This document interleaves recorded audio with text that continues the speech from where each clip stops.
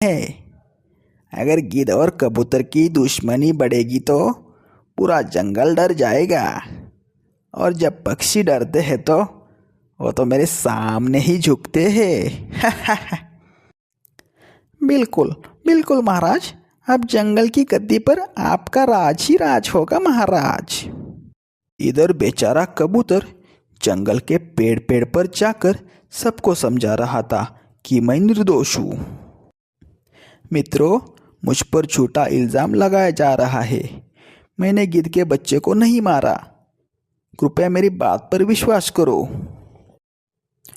लेकिन डर और अफवाहों का इतना असर था कि पक्षी चुपचाप उसकी बात सुनकर उड़ जाते। केवल उसकी दोस्त लाडो उसके साथ खड़ी थी। डरो मत कबूतर, सच्चाई देर से सही पर सामने जरूर आएगी, तुम निश्चिंत रहो। इसी बीच गिद्ध पूरे जंगल में गरजता फिर रहा था। तो सुन लो सभी पक्षियों, अगर कबूतर ने मेरे सामने नहीं आया तो मैं एक एक को चोंच से फाड़ डालूंगा। मैं किसी को नहीं छोड़ूंगा। उसने मेरे बच्चे की जान ली है। उसकी ऐसी बातें सुनकर छोटे छोटे पक्षी डर गए। जंगल पर एक डर का साया छा गया। अब जंगल दो हिस्सों में बांट गया था। एक तरफ वो पक्षी जो डर और अफवाह से मान चुके थे कि कबूतर ही गुनहगार है।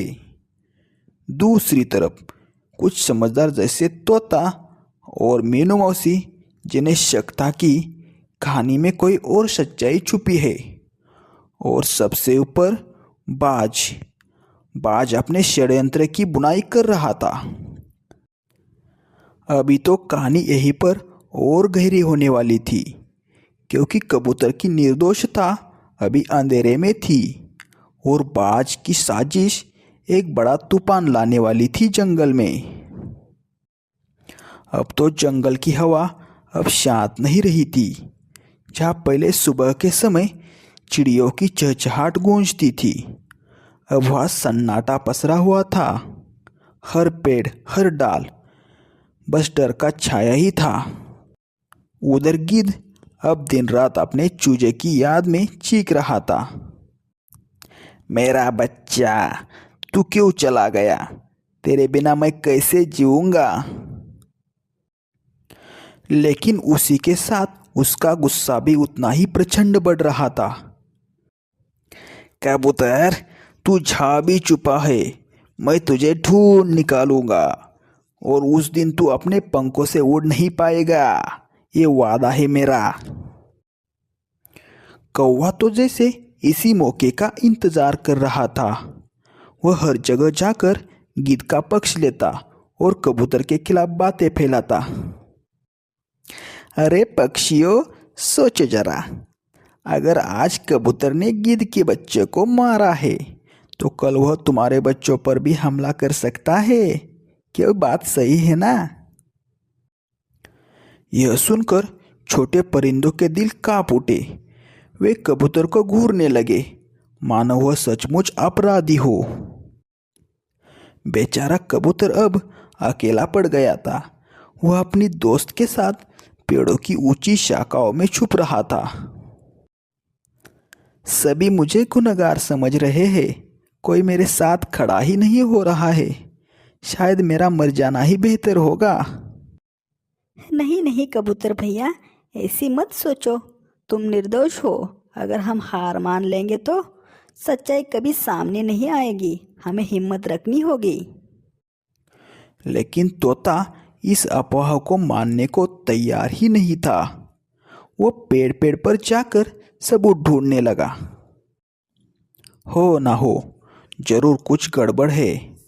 कबूतर कभी किसी को नुकसान नहीं पहुंचा सकता। सच्चाई कहीं न कहीं छुपी है, मुझे ढूंढ निकालनी होगी। इसी तरह तोता कई जगह गया, शाखाओं पर खून के निशान ढूंढने, लेकिन कोई उसे ठोस सबूत नहीं मिल रहा था। तभी मीनू मौसी ने सभी पंछियों को बुलाकर एक सभा का आयोजन किया। देखो बच्चों, बिना जांचे किसी पर आरोप लगाना सही नहीं है। हो सकता है असली अपराधी कोई और हो।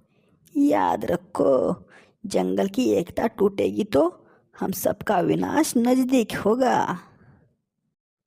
लेकिन डर के कारण उसकी बात आधे पक्षियों ने सुनी ही नहीं। इस बीच बाज अपने गुप्त घोंसले में कौवे से बात कर रहा था। अरे कालू, तू कबूतर और गिद्ध के झगड़े को और भड़का। जितनी नफरत बढ़ेगी उतना ही आसान होगा मेरे लिए सब पर राज करना। क्यों नहीं, जैसा आप कहेंगे महाराज। मैं जंगल के हर कोने में आग लगा दूंगा। बाज ने अपनी नोकीली चोंच आकाश की ओर उठाई और बोला, सुन लो जंगलवासियों, इस जंगल पर अब सिर्फ इस बाज का राज होगा। एक रात कबूतर सोते सोते चौंक पड़ा।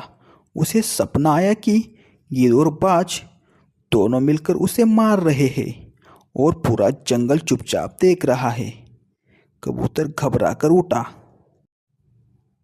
नहीं, ये तो सपना था या भविष्य की सच्चाई। मुझे तो बहुत डर लग रहा है। डरो मत, सपने सच होने के लिए नहीं होते। हम मिलकर इस मुसीबत का हाल ढूंढेंगे।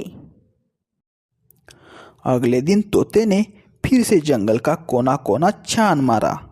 अचानक उसे एक पेड़ की जड़ों के पास खून के धब्बे और कुछ पंख मिले। ये पंख तो कबूतर के नहीं है, ये तो किसी बड़े और ताकतवर परिंदे के हैं। तभी मिट्टू तोता और गहराई से देखने लगा। तभी उसे बाज के पंख जैसा एक लंबा पंख दिखा। क्या यह संभव है कि गिद्ध के बच्चे की मौत में बाज का हाथ हो?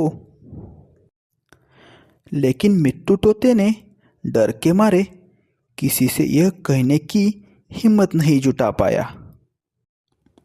कुछ ही दिनों के बाद गिद्ध को खबर लगी कि कबूतर एक पुराने पेड़ की ऊंची डाल पर छुपा है। वह तुरंत वहां जा पहुंचा। कबूतर, निकल आ सामने, आज मैं तुझे छोड़ूंगा नहीं। तभी कबूतर कांपते हुए बाहर आया। गिद्ध भाई, मेरी बात सुनो, मैं निर्दोष हूँ। मैं कसम खाता हूँ कि मैंने तुम्हारे बच्चों को नहीं मारा। झूठ बोल रहा है तू। मैंने तेरे पैरों में खून देखा था। अब तुझे कोई नहीं बचा सकता। अब तो कबूतर की हालत खराब हो गई। तभी वहां पे मिट्टू तोता और मीनू मौसी पहुंच गए। गिद्ध भाई, हम कबूतर को निर्दोष साबित कर सकते हैं, हमें थोड़ा समय दो। हाँ गिद्ध, गुस्से में लिया फैसला हमेशा गलत होता है। ऐसे में गिद्ध कुछ पल रुका, लेकिन उसका गुस्सा ठंडा नहीं हुआ। तो ठीक है, मैं कल पूरे जंगल की सभा बुलाऊंगा। वह कबूतर को लाकर सबके सामने फैसला होगा। अब तो हालात और खतरनाक हो गए थे। गिद्ध ने सभा बुलाने का ऐलान कर दिया था। बाज अपने चाल में और आगे बढ़ चुका था। तोते के पास सबूत तो था, लेकिन अभी तक खुलकर उसने कहा नहीं था। कबूतर अपने जीवन के सबसे कठिन मोड़ पर खड़ा था। फिर दूसरा दिन सभा का दिन था। सुबह होते ही जंगल में हलचल मच गई। हर पेड़ पर, हर डाल पर पक्षियों का झुंड इकट्ठा होने लगा। चिड़िया के छोटे छोटे बच्चे तक इस सभा को देखने के लिए अपने अपने घोंसलों से झांक रहे थे।